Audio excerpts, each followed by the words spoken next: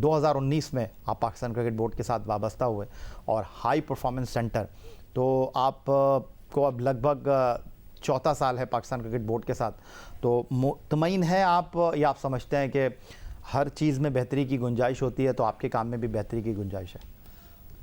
आखिरी बात तो आपने बिल्कुल सही की कि वो तो हर काम में बेहतरी की गुंजाइश होती है। दूसरी बात, मुझे अभी 2 साल हुए, 2020 में जून में मैंने ज्वाइन किया था और काफ़ी काम हुआ। और जहाँ तक आपने बात की, स्ट्रक्चर भी चेंज हुआ, वो कॉन्स्टिट्यूशन के हिसाब से स्ट्रक्चर चेंज हुआ।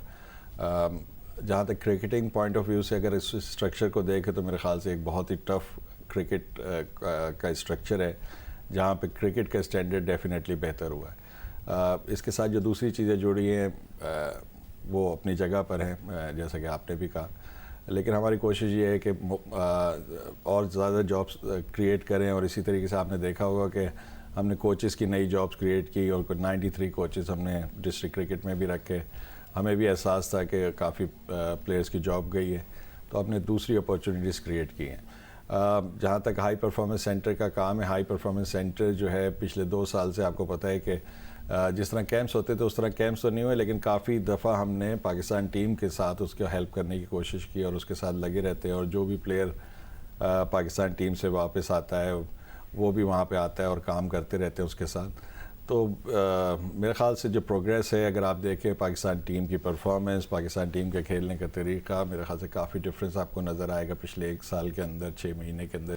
ठीक हो गया। नदीम खान साहब की गुफ्तगू सुनी अब्दुल माजिद भट्टी साहब। और जब chairman cricket board Rameez Hasan Raja Karachi में प्रेस कॉन्फ्रेंस करते हैं या लाहौर में प्रेस कॉन्फ्रेंस करते हैं, और अमूमन हमने यही देखा है कि director Pakistan Cricket Board media and communication Samiul Hasan Burney साहब जो है वो पहले माइक चेयरमैन क्रिकेट बोर्ड के सुपुर्द करते हैं कि वो अपना इब्तिदाई कलिमात अदा करें। तो नदीम खान साहब काफ़ी दिन के बाद हमारे पास आए, इनका हक बनता था कि इनको मौका दिया जाए।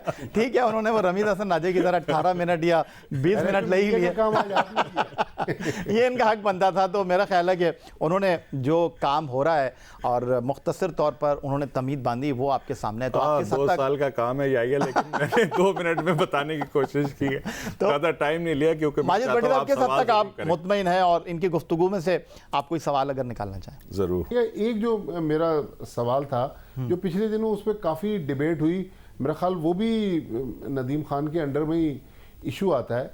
ये जो ड्रॉप इन पिचेस का पाकिस्तान क्रिकेट बोर्ड ने एक शोशा छोड़ा और उसके बाद फिर रमीज़ राजा ने कहा कि ड्रॉप इन पिच तो यहाँ लाना मुमकिन ही नहीं है, उसके लिए तो अरबों रुपए फ्लाइट पे लग जाएंगे और इतना बड़ा जहाज़ भी नहीं है जिसके अंदर वो ड्रॉप इन पिच लाई जाए।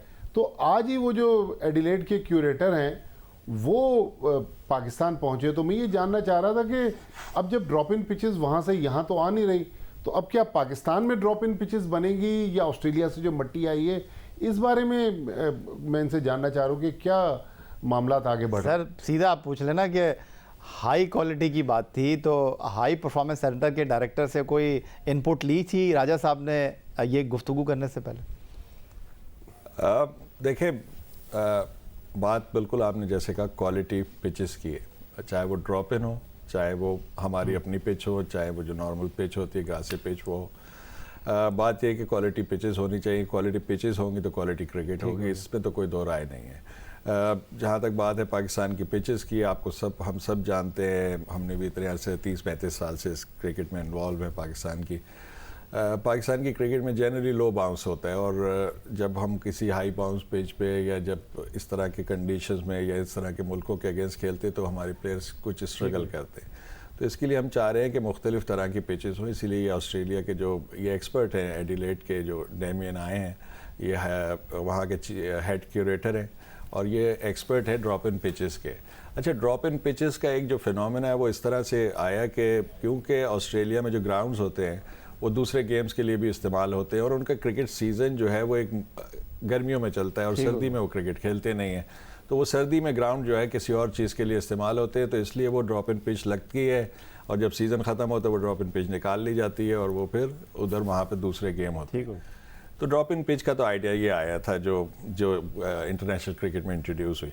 बात ये थी कि हमें ऑस्ट्रेलियन पिचेस चाहिए थी, और हमें मतलब कि हम चाह रहे थे कि ऑस्ट्रेलिया से हम मट्टी मंगाएं, को देखें कि हम, क्योंकि जो कंटेंट ऑफ क्ले है वो ऑस्ट्रेलिया की मिट्टी में ज़्यादा है, जिसकी वजह से वो स्ट्रॉन्ग और कॉम्पैक्ट होती है और जिसकी वजह से बाउंस बढ़ता है। तो उसके लिए हमने मिट्टी मंगाई है, फिर वो जो एक्सपर्ट है उनको भी बुलाया है, और अभी हमने कोचेस के साथ और क्यूरेटर्स के साथ उनकी वर्कशॉप्स रखी हुई हैं, और साथ साथ हमने मिट्टी भी मंगाई है ऑस्ट्रेलिया से, जिसको वो प्रिपेयर करेंगे यहाँ रहते हुए हमारे क्यूरेटर्स और कोचेस के सामने।